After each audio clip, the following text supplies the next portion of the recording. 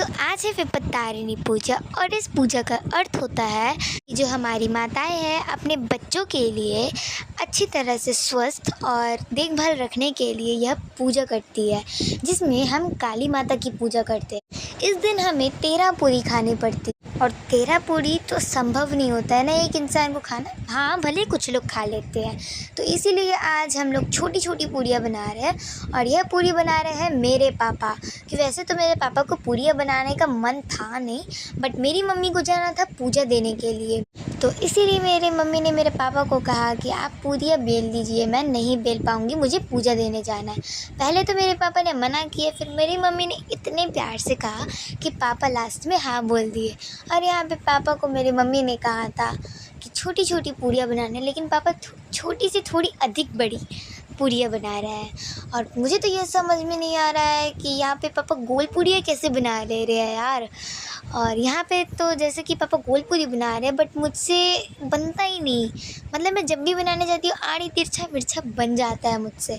तो क्या आप लोगों से भी गोल पूरी बन पाती है? मुझे कमेंट में बताना। तो वैसे तो मीठा भी खाना पड़ता है, इसलिए मेरी मम्मी ने कहा आप हलवा भी बना दीजिएगा। और यहाँ पे तब तक पापा 13 पूरी को छान रहे हैं और टोटल आपको 13 पूरी हो गया है हमारा भी।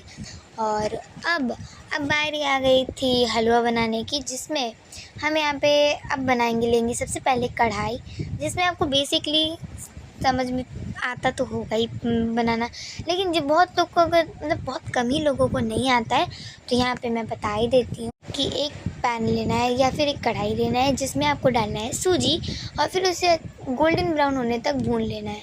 फिर डालेंगे अपने हिसाब से चीनी। जिसको ज़्यादा मीठा पसंद है वो लोग ज़्यादा चीनी डालें और जिसको कम मीठा पसंद है वो लोग कम ही डालें। अब ये मतलब नहीं कि इसमें अत्यंत ही चीनी डाल दी जाए।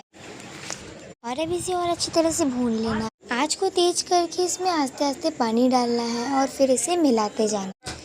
आखिर में आपको थोड़ा ज़्यादा पानी डालना है। अच्छी तरह से इसको पकने के लिए छोड़ देंगे। और अब मेरी मम्मी भी अपना व्रत तोड़ रही है। और आप सभी माताओं को हैप्पी विपत्तारिणी पूजा।